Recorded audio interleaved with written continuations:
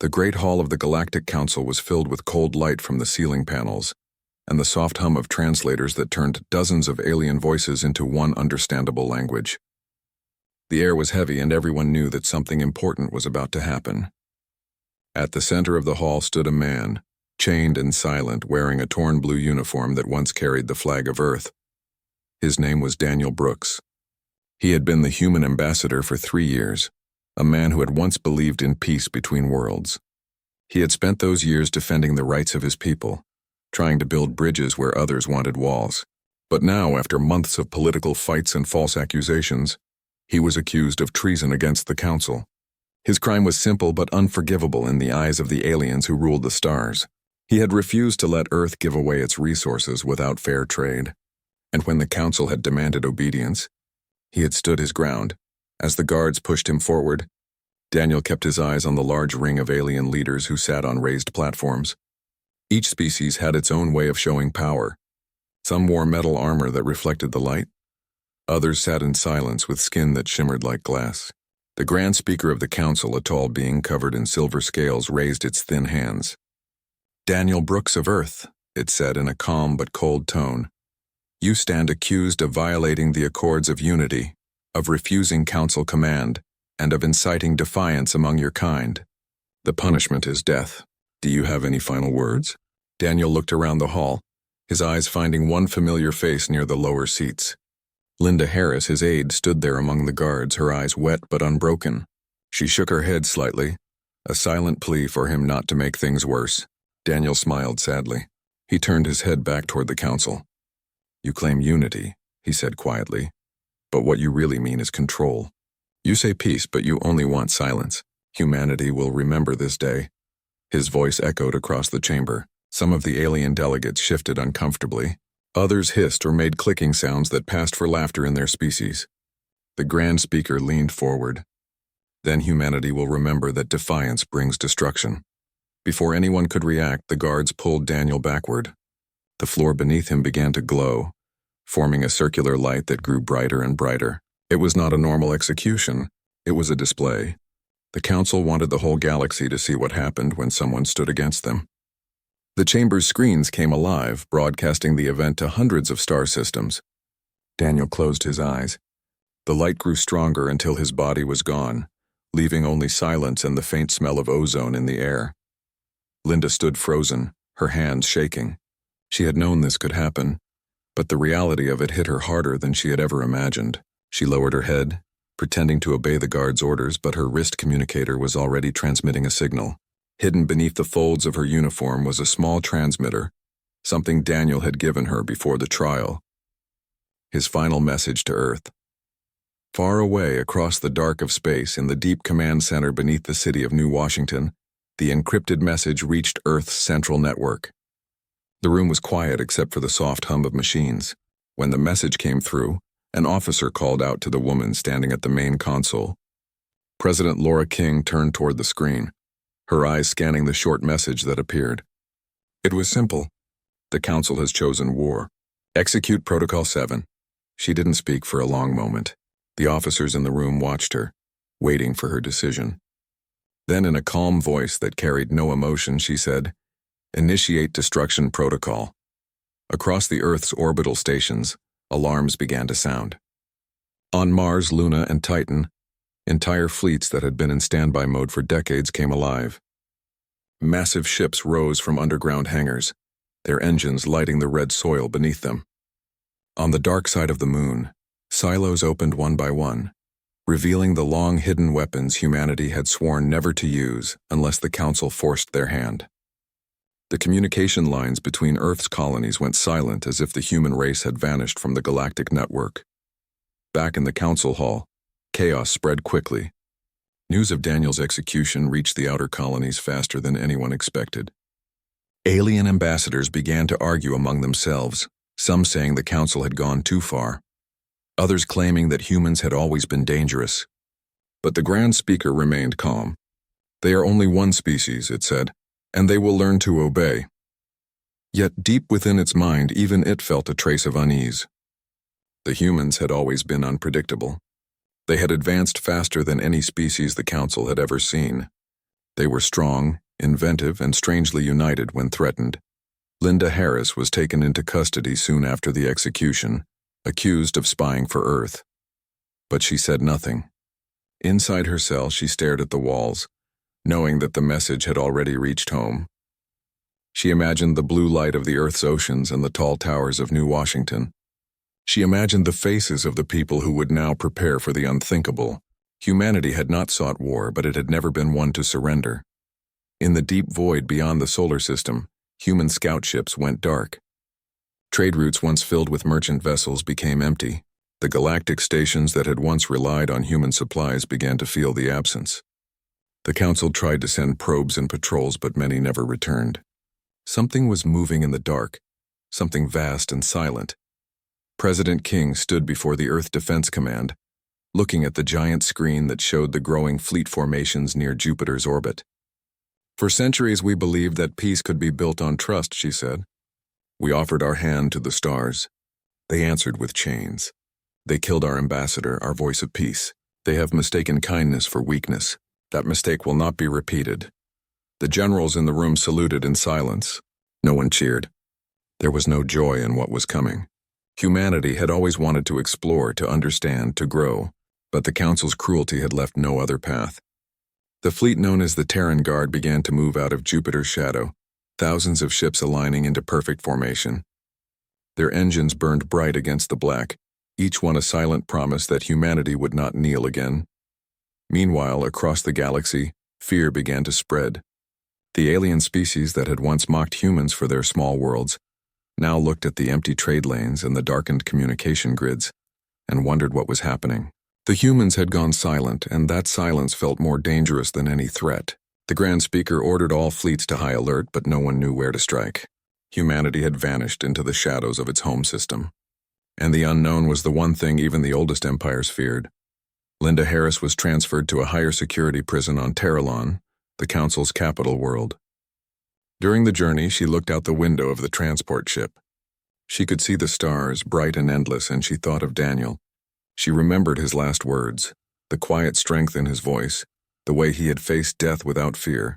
She whispered to herself, "They will remember this day." Back on Earth, the command screens flickered as coded signals spread through the human network. Every soldier, every pilot, every technician knew what those codes meant. It was not just about revenge. It was about justice. Humanity had been pushed, insulted, and treated as lesser beings. Now, it would show the galaxy what it meant to face a united Earth. In the quiet before the storm, the stars over Earth seemed to burn a little brighter. The people looked up not with fear but with determination. They had lost one of their own, and that loss would not be in vain. The Council had started something it could not control, and the humans, once patient and peaceful, were now preparing to reveal the strength they had always kept hidden. When the first order was sent, the human fleet began to move beyond the outer planets, their engines lighting the darkness. The galaxy did not yet know, but the balance of power was about to change forever. The galaxy became quiet after the human ambassador was executed and Earth had gone silent. No messages, no trade, no signal. Nothing came from their worlds, and that silence began to feel heavy and strange across the stars. The Council tried to convince itself that it was only fear that had made the humans hide. But deep down, they all knew something was coming. The humans were not a race that forgot so easily. The Grand Speaker of the Council stood inside the tall command chamber on Terralon and listened to the reports from different sectors. The human colonies were empty, their trade routes abandoned and their stations locked.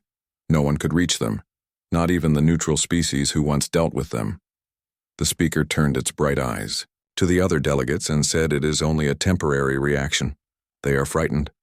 They will return to the table soon," but the others did not answer because they had all heard the rumors. The humans were not frightened. They were preparing. Far away, near Jupiter's orbit, the great Terran fleet had gathered. The dark shapes of thousands of ships floated in silent formation around the red storms of the giant planet.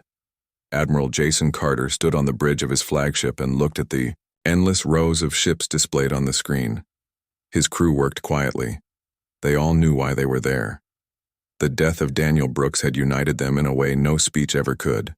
The fleet was made of every human world, from Mars to Europa, each sending their best pilots and soldiers. Some were veterans of old wars. Others were young and had never seen battle. But they all shared the same look in their eyes. Determination. Jason walked to the main window and watched the distant light of the sun. He thought of the ambassador's last words. He remembered seeing him once on Earth years ago. A man who believed that peace could last forever. Now his death had become the spark that woke something deep inside humanity.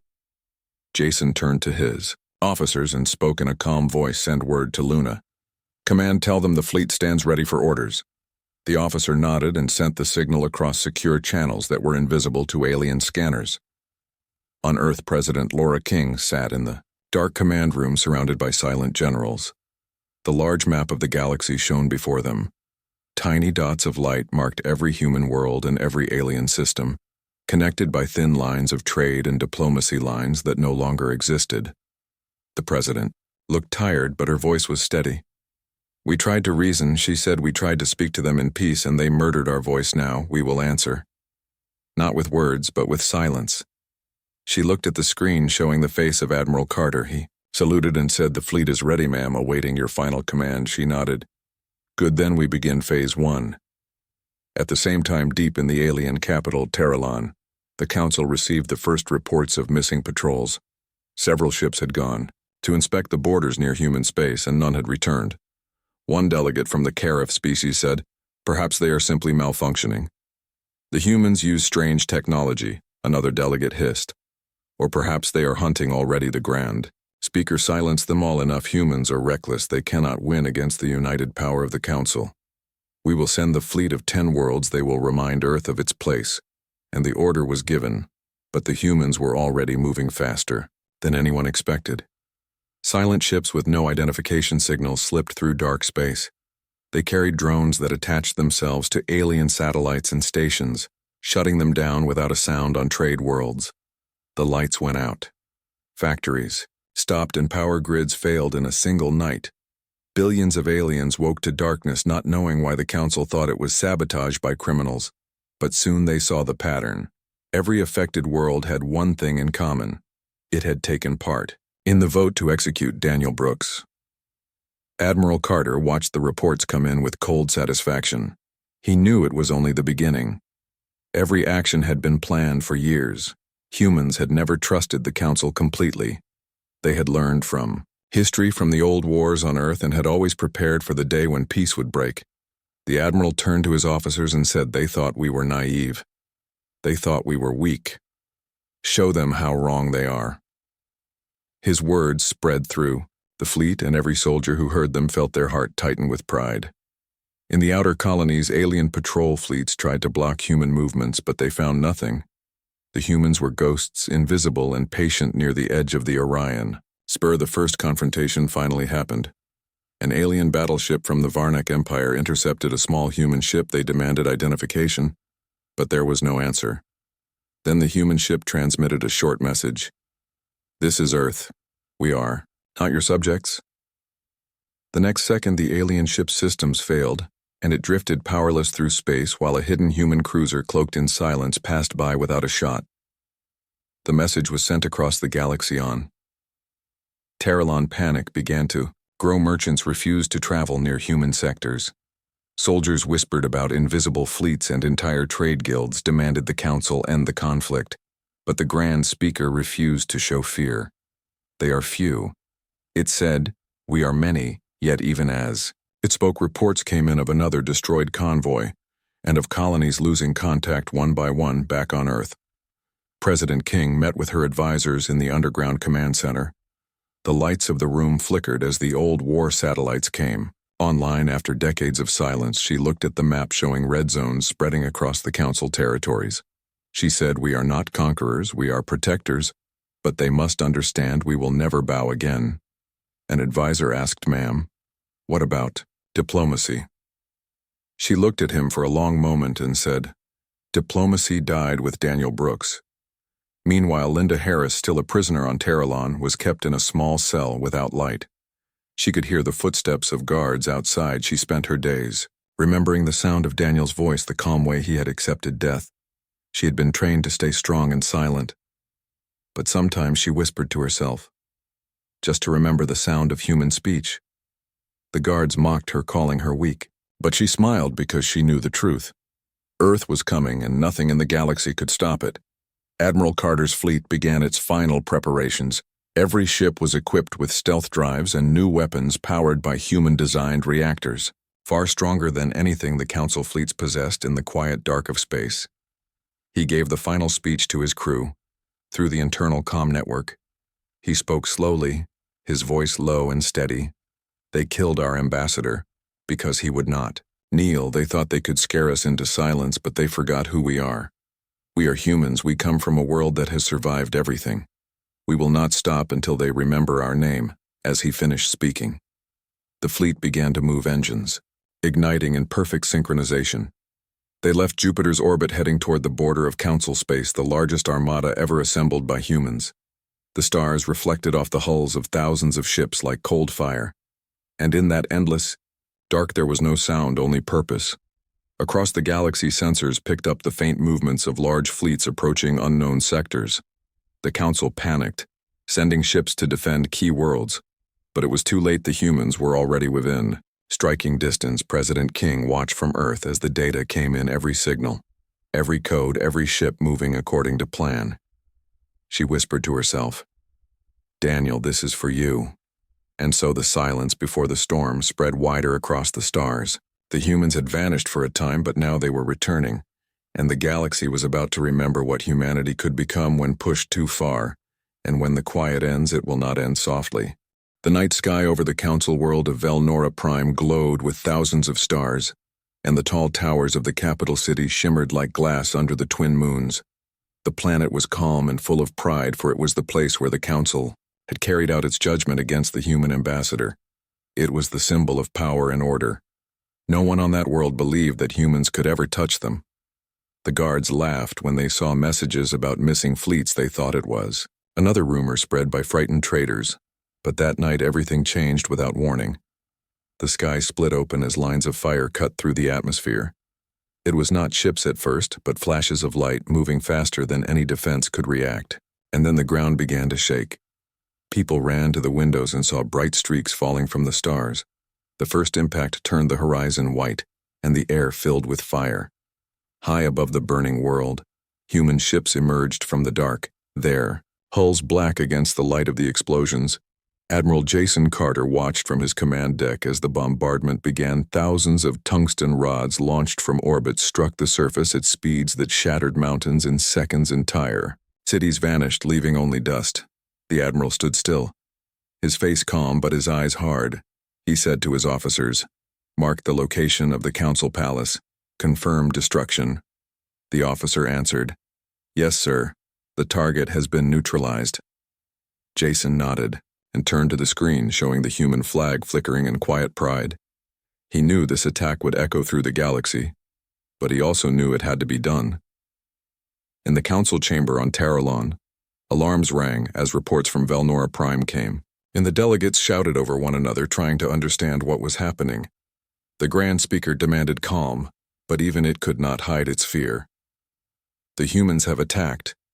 They have destroyed Velnora Prime." Someone shouted. "That is impossible," said another. "Our fleets guard that sector." But the images on the screen told the truth. Entire continents were gone. The capital city turned into glass. The Council's greatest symbol of authority erased in minutes, across human space. The news of the strike spread through every ship and station. The soldiers who had once feared the Council now stood taller. They had seen what their fleets could do, and they knew they were no longer the weak newcomers of the galaxy. Admiral Carter sent a message to all units: "The time for negotiation is over. The time for reckoning begins." His words reached every pilot, every technician, every ground soldier, and they answered with silent resolve. The humans moved like a single being, united by one purpose. Meanwhile, Linda Harris sat in her cell on Terralon, unaware of what had just happened. She could hear faint sounds of guards running outside, and she knew something had changed. The lights flickered and the walls shook. She stood up and pressed her ear against the cold metal door. She could hear them talking. "The humans have destroyed Velnora Prime." The council is in chaos. She closed her eyes and smiled softly. Not from joy, but from sorrow and pride, she whispered. Daniel, they heard you. President Laura, King received the confirmation of the strike in the Deep Command Center under Earth. Her advisors waited for her reaction, but she remained silent for a long time. Finally, she said, "Send the message to the council. Make sure every world hears it." Her voice was calm and cold. The transmission went out across every known channel soon. Every alien planet, every station, every ship received the same message. It was only one sentence. "This is the answer to the blood you spilled." The galaxy listened in silence. Panic began to spread across the council territories. Fleets scrambled to protect key worlds, but the humans had already studied them for years. They knew every route, every weakness in the council's communication networks. Human cyber teams, hidden within data systems, activated their code storms. Thousands of satellites went dark, power grids collapsed, and defense shields failed. Entire sectors went blind within hours. The humans had taken control of the stars without needing to occupy them. On one border world called Dranix, the local governor tried to call for reinforcements, but the call never went through. Instead, a human fleet appeared in orbit, its ships black and silent. They did not fire. Instead, they broadcasted a message. In simple words, "Leave your weapons, surrender, and you will live." The aliens on the planet obeyed. They had seen the fate of Velnora Prime, and they knew resistance meant death. The humans did not destroy them, they simply disabled their fleets and left behind a beacon that flashed a single message: "Do not harm another human admiral." Carter continued to lead the fleet deeper into council space. His strategy was simple but effective. He struck hard at symbolic targets, the worlds that had supported the ambassador's execution, and then he disappeared before the council fleets could react. The aliens tried to chase him, but every time they followed, they found nothing. He was always 2 steps ahead, using hidden jump routes that no one else knew on. Terralon, the Grand Speaker, could no longer deny the truth. The council had underestimated the humans. It called an emergency session of all member species to discuss peace. But the hall was half empty. Many ambassadors had already fled, fearing that their worlds would be next. The few that remained demanded an immediate end to hostilities, but no one could agree on what to do. Some wanted to surrender, others wanted to strike back, but no one could find the human fleets. They were everywhere and nowhere at once. Linda Harris was taken from her cell and brought before an interrogation officer. He demanded that she tell them where Earth's command center was, but she only smiled and said, "You think you are still in control? You have no idea what is coming." He struck her, but she did not respond outside the cell. She could hear the sound of sirens. The planet itself was shaking again. The human attack was not just a show of strength. It was a message. Humanity would not be ruled. It would not be silenced. It would never again beg for mercy. They had lost one man, but in his death they had found unity across the stars. Entire species watched in fear as human ships destroyed the most powerful planet in the Council's rule. The message was clear: the age of human submission was over. In the deep space near the nebula of Chorus, Admiral Carter met with the captains of the fleet through a holographic channel. He told them the next phase would not be total war, but controlled destruction. "We will not become what they are," he said. "We will make them remember that peace cannot be built on chains." His officers agreed. They all knew the cost of what they were doing, but none would turn back. On Earth, President King walked through the halls of the command center and looked at the names of the fallen humans who had died in the early conflicts with the Council. She knew the war had only begun, but she also knew humanity would never be the same. They had crossed a line, and there was no return. She stood before the window looking at the stars and said quietly to herself, "May they learn before it is too late." The galaxy now whispered of human vengeance. Stories spread from planet to planet about invisible fleets and worlds turned to ash. Some believed the humans had created new weapons beyond understanding. Others said they were guided by the ghost of their ambassador. Whatever the truth was, everyone agreed that the humans had become something more than just another species. They had become a force. As the fires on Velnora Prime faded into glassy plains and silence returned, Admiral Carter's fleet vanished again into the darkness, their engines silent, their mission unfinished. Every human soldier knew this was only The beginning the Council had drawn first blood and humanity had answered now. The galaxy waited in fear for what would come next. The Galactic Council met in secret under the cold light of Terralon's sky. The great hall that had once echoed with confidence now trembled with fear. The delegates from 100 worlds argued and shouted over one another, blaming and denying. And begging for solutions, the Grand Speaker sat in silence at the center of the chaos. Its silver eyes dim, it had ruled for centuries without challenge, believing that no species would ever dare strike the Council. Yet now, Velnora Prime was gone, and dozens of worlds had fallen quiet. Entire fleets had vanished, and the humans were like shadows striking and disappearing, leaving only destruction behind them. Outside the hall, ships filled the sky over Terralon, their shields glowing faintly as they prepared for what many believed would be the final stand against humanity. The Council had called for all remaining fleets to gather there to protect the capital and defend what was left of their authority. But fear ran deeper than duty half. The commanders no longer trusted the Council. Some had already sent messages to Earth asking for surrender. The Grand Speaker refused to believe that the galaxy's greatest power could lose to one world. It looked at the empty seats of the chamber, where ambassadors once sat, and felt the weight of its arrogance. On the other side of the galaxy, Admiral Jason Carter's fleet moved in silence. Each ship dark and cold, their engines hidden behind the blackness of deep space. The crew spoke in whispers, as if afraid to disturb the quiet. The Admiral stood on the bridge, staring at the holographic map before him. It showed the entire Council network with Terralon marked in red. His mission was clear.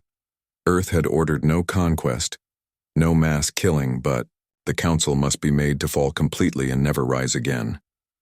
He turned to his officers and said, "We strike at dawn. Synchronize all fleets for jump." His voice was steady. The crew obeyed without hesitation. They knew that what they were about to do would end. The War President Laura King watched from the Earth Command Center as data from the fleet came in every line of code. Every movement followed the plan perfectly. She had not slept in days. The faces of those lost haunted her, but she could not show weakness. She stood before her generals and said, "Today we finish what they began, but we will not become monsters. We will make them remember without becoming them." Her voice carried through the entire command center, and the soldiers listened in silence. They all knew she spoke from the heart. Humanity did not fight for revenge, but for freedom. On Terralon, the night was calm before the storm. The people of the planet looked up at the stars, not knowing that death was already on its way. Many still believed that the Council would protect them. But in the dark sky above their world, invisible shapes moved, thousands of human ships, entering position, orbiting silently like hunters, waiting for the signal deep in the flagship. Admiral Carter stood with his hands behind his back, the countdown ticking on the display beside him. When the clock reached 0, he gave one order: disable their world. It began without a single shot. The human fleet unleashed waves of electromagnetic pulses that spread like invisible storms across the planet within minutes. Every system on Terralon failed. Power vanished. Shields collapsed. Engines died. Cities went dark and silent. The great defense grid that had guarded the capital for centuries flickered and went out. The Council's proud fleet hung helpless in orbit, unable to move, unable to fight. The humans did not fire. They only watched as the once mighty world went quiet. In the Council chamber, the Grand Speaker stared in disbelief. As the lights failed one by one, its voice trembled. "What is happening?" No one answered. The translators went dead. The screens turned black. Panic spread among the delegates. Some screamed, others prayed outside. The sound of explosions echoed as crippled ships fell from the sky, burning through the clouds. The Grand Speaker fell to its knees, realizing the truth. It had mocked the humans. It had executed their ambassador, and now the price had come. Linda Harris sat in her cell, feeling the ground shake, dust falling from the ceiling. She knew what it meant.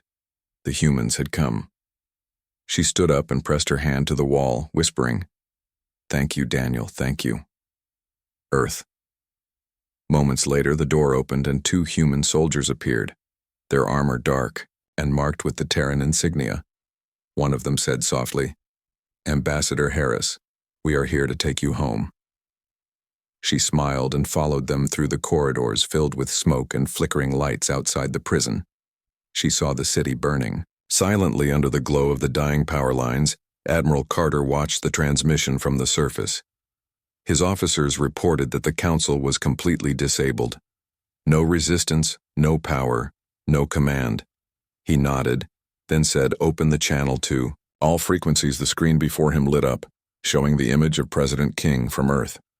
Her voice was clear and calm when she spoke to the galaxy. "This is President Laura, King of Earth," she said years ago. "We joined your council in hope of peace. We offered friendship and respect. You answered with chains and death. You killed our ambassador, and now you have learned the cost. We do not seek to rule. We only demand that you never again call yourselves our masters from this day forward. Humanity stands alone. Those who come in peace will find peace. Those who come with cruelty will find silence." Her words were heard across thousands of worlds. Some wept, some raged, but all listened.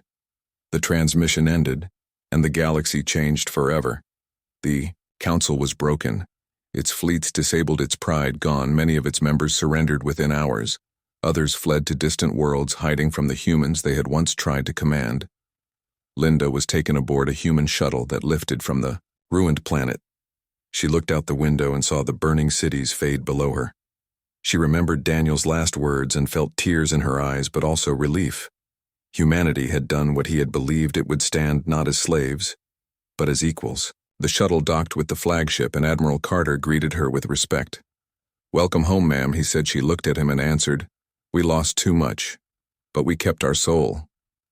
When the fleet withdrew from Terralon, it did not destroy what was left. It left the planet in silence, powerless but alive. The humans wanted the galaxy to see what mercy looked like when born from strength. Behind them, the once mighty capital of the council drifted in darkness, a reminder to all who watched from far back on Earth. The people celebrated not with cheers but with quiet pride. Lights filled the cities as ships returned home carrying soldiers who had fought without hate, only with purpose. President King addressed the world from the Great Hall of the Terran Union. She said, "Our mission is done. We will not seek revenge, we will rebuild. We will watch the stars, but we will never bow again." Her speech was simple, and every word reached the heart of every listener. In the following days, messages began to arrive from other species, some asking for peace, some asking for help. Many had feared the council as much as humans had, and now they looked to Earth not as enemies, but as hope. Admiral Carter stood before the great map of the stars and thought of what came next. The war was over, but the scars would last for generations. He whispered to himself, "They will never forget us." And they never should. As Terralon floated quietly in the dark, a single human beacon remained in orbit. Its light, blinking slowly across the void, it sent one message in every language of the galaxy: respect earned, not demanded. And so the humans left, leaving behind silence and a lesson written across the stars. One that would be remembered for 1,000 years. Humanity had shown its strength and its mercy, and in doing so had changed the galaxy forever. Years passed after the fall of the Galactic Council, and the stars grew quiet. The great fleets that once filled the sky of Terralon were now nothing more than wrecks, drifting slowly through the void. The empire that had ruled for centuries was gone, its memory fading like dust in the wind. New powers tried to rise, but none dared to call themselves rulers of the galaxy anymore. For the shadow of humanity still hung above them, like a storm that never truly passed. The message Earth had sent was a simple, and no one forgot it: respect earned, not demanded on Earth. The world had changed. The cities that once built ships for war now built engines for peace. Children who once hid during air raids now played under clear skies. The world had scars, but it stood strong. President Laura King had retired, her hair now gray, her eyes softer. She spent her days walking through the memorial garden that stood where the first orbital defense station had been built. Names of the fallen covered the walls, rows upon rows of heroes who had fought not for conquest but for freedom. Sometimes she would stop and touch the name of Daniel Grant, the ambassador whose death had started everything. She would close her eyes and whisper, "Your dream is alive." Admiral Jason Carter had also left command. He lived in a small house by the ocean. He still woke sometimes at night, hearing the echoes of battle. The hum of engines, the silence after the last order disable their world. He had done what he was told he had, seen the fire from orbit and watched worlds go dark, and yet he had never ordered a single unnecessary death. He told himself that was enough. He would sit by the shore and watch the horizon, thinking of the stars he once traveled in the silence that followed the war. Linda Harris became the first representative of the new Galactic Union, a loose alliance of free worlds. Born from the ruins of the old council, she traveled between planets, speaking to species who once feared humans, and now sought friendship. Her words were calm and honest. "We are not your rulers, we are your neighbors," she would say. And the galaxy listened. Her courage and survival had made her a legend among both humans and aliens. When she returned to Earth for the first time in years, crowds gathered at the spaceport.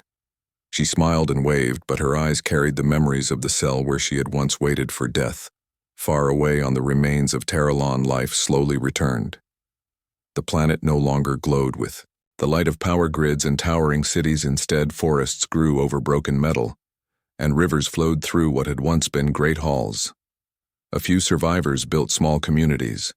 They no longer spoke of the council. They no longer wanted to rule anyone. They lived simple lives under the dim sun. Sometimes they would see human ships pass silently in the sky, never landing, never interfering, only watching like quiet guardians of a new order. In the deep void between stars, the human fleets still patrolled, silent and invisible. They did not conquer. They did not destroy. Their mission was to protect and to remember. In one of those ships, a young officer named David Cole looked at the stars and asked his commander, "Why do we still watch them?" The commander replied, "Because peace is not made once it is guarded every day." The young man nodded and turned back to his station, understanding that the war may have ended, but duty never did. President King's successor stood before the United Terran Assembly years later. His name was Richard Evans, and he spoke with the calm strength that the people had come to expect. He said, "Our place in the galaxy is not to rule by fear, but to lead by example. We have shown our power. Now we must show our wisdom." His speech was broadcast to hundreds of worlds, and many alien leaders listened, knowing that every word from Earth still carried the weight of truth. For even those who once hated humanity now respected it deeply. In the archives of the Galactic Union, there was a room no larger than a classroom. It held one object, the recording of Daniel Grant's last moments captured from the council chamber before his execution. His voice was calm. Even as he faced his end, he said, "Humanity will not forget, but we will also not become what you are." That sentence was now written on the entrance of the Union headquarters. Every visitor, human or alien, passed under it as a reminder of what had begun. The New Age Admiral Carter received a visit one day from a young reporter who wanted to write about the war. The admiral sat with him on the porch as the waves crashed softly nearby. When the reporter asked if he ever regretted what he did, Carter looked at the sea for a long time and said, "I regret that it had to happen, but I do not regret that we stood up." The boy nodded, writing down every word. When he left, Carter stayed outside watching the sunset, and for the first time in years he felt peace. Linda Harris visited the ambassador memorial in Washington years after her service. She laid a small silver coin on the stone engraved with Daniel's name. The coin had once belonged to him, a token of Earth. She had kept it since her rescue. She said softly, "I carried your hope now. The stars do." She looked up and saw the night sky filled with points of light, each one a story, each one a promise that humanity would never be silent again. Across the galaxy, small colonies grew under the banner of cooperation.